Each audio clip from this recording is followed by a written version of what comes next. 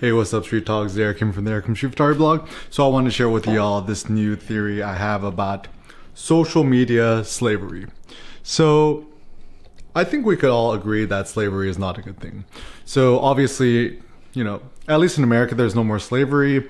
Unfortunately, in a lot of parts of the world, slavery still exists. And I can't speak too much about international politics because I honestly don't really know. But let me try to talk a little bit about social media slavery, digital sharecropping, and what I consider what's really going on. So first and foremost, what is the definition of a slave? A slave is somebody who's either became a slave because they're born into slavery, they're slaves because through war and conquest they turn into slaves, or actually end up becoming slaves because there's debt and then you end up becoming sold into slavery, or let's say as a child your parents sold you into slavery, whatever happens. Okay, so if you just study history, slavery, it actually happens a lot. And you kind of wonder how great empires in the past were able to become great. And I think the sad reality is generally with all great civilizations have been built on the back of slaves. So, ancient Greece, right? How were they able to be so creatively productive and prolific? Probably slavery. Same thing with the Romans. And actually now in today's modern world, even early America, a lot of it was built on the backs of slaves. And now, I think social media is the new slavery. So this is what I think. So it's not 100% fair to call it slavery. I would call it more like digital sharecropping. But I think the sentiment is pretty much about the same. So essentially, you could become a metaphorical slave to social media if you tie your own self-esteem, your own self-worth, and you quantify your self-worth, or you crowdsource your self-esteem, as Kanye West says it, into social media through the likes, the comments you get, and stuff like that. And if you ever do anything for the gram or social media or YouTube's whatever, in some ways you're becoming a slave. And I know slavery is kind of a harsh way to put it, but I think to make a stronger statement is probably going to be more effective. So essentially, probably the film to watch is probably The Matrix. I think it's the closest thing. Is we're all plugged into Matrix, and we're at this point where our minds are being so subtly or sometimes unsubtly programmed by social media in general. Consider, Cindy calls it fear feeds. Whenever it comes to the just media in general and social media, it's all fear feeds. Generally, what provokes fear or anger or whatever, or fright, gets viewed, clicked on the most. And who ends up winning? Advertisers, or the social media platform, which is Facebook, who owns Instagram, and so forth. And so the tricky thing is no one's really at fault. I don't think Facebook is evil. And I think Mark Zuckerberg has good intentions. But the problem is just the way that the internet, social media, marketing, advertising, consumerism, capitalism is kind of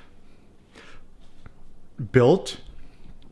This is what actually ends up happening. So assuming you're not a social media influencer or whatever, all these peoples are uploading their lives, their preferences, their thoughts, whatever, to Facebook, Instagram, social media, whatever. They're doing it for free. So to do something and build the benefit of somebody else and not get paid for it, isn't that what slavery is? Even at least indentured servants kind of got a little bit of money. And so I think actually Jerome Lanier is probably one of the most interesting philosophers to talk on tech. He brought forth the notion that, if you contribute to social media, you should get some sort of micropayments for whatever you do. But I think the problem with that is ain't nobody gonna do that.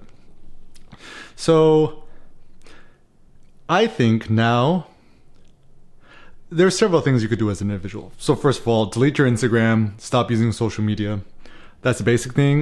Basically, other things you could do too is uninstall social media from your phone. And actually, it's so funny too, because like now I'm starting to think, even Gmail, it's like becoming its own little social media too. Like whenever I go to coffee shops and people are just always on Gmail all day, I'm like, man, all that all that creative productivity, which is being lost because people are just always on email. I don't think that's good either. But anyways, that's besides the point. So delete all social media apps from your phone.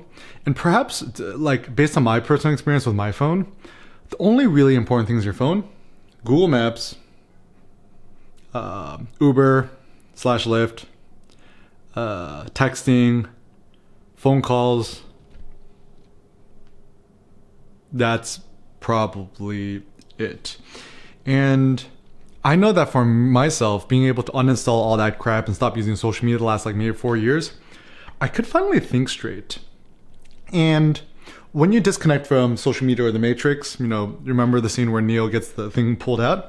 It's obviously very painful, but once you unplug yourself and you take the red pill, whatever, then I think you could reach more of your own creative potential. So once again, I think, the question is Facebook, Instagram a net negative or a net positive to society? Is very tricky. I think, let me speak for Facebook. I still think Facebook is a net positive to society, although there's lots of ills. Instagram, the way it is right now, I would say it's a net negative to society, or it's a net negative to artistry, creativity, and photography. And, it is human to want social affirmation for whatever we do. That's been with us forever. But perhaps like a better way to think about it is, it's better to get affirmation from other people we admire. So for example, let's say Kanye looks at one of my photos or sees one of my videos or whatever, and Kanye liked it, or I met him in person. I would so much more be grateful of that kind of social affirmation than getting a bunch of random likes on social media. And so it's the quality of the admiration that actually matters, at least with social things. And ultimately, if you could admire yourself, that's the ultimate. So if you feel like, and I'm not telling you what to do, but if you feel like social media has kind of like trapped you, just try to go from a social media fast for a few days, see how you feel. Go for periods where you just turn off your phone, put your phone to airplane mode, whatever. And it does seem that the more you could disconnect yourself from the social media matrix, the more you could thrive.